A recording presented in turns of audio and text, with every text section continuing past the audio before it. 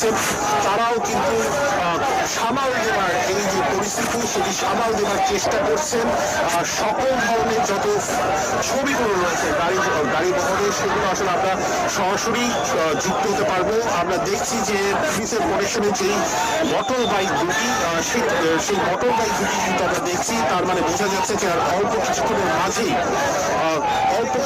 মাঝেই সেটি হয়তো 2 থেকে 1 মিনিটের মাঝেই তার প্রমাণকে বহনকারী যে গাড়ি দেখতে পাচ্ছি এখন কিন্তু গাড়ি বহরের যে পুলিশের প্রশিক্ষণের যে ক্ষেত্র সেই গাড়িগুলো আমাদের সামনে দিয়ে ক্রস করছেন। প্রথমে কি পুলিশের গাড়ি যাচ্ছে, তারপর কিন্তু র্যাব দেখেন গাড়ি যাচ্ছে, তারপর আছে বিজেপির গাড়ি। আর অল্প কিছুক্ষণের মধ্যেই সেই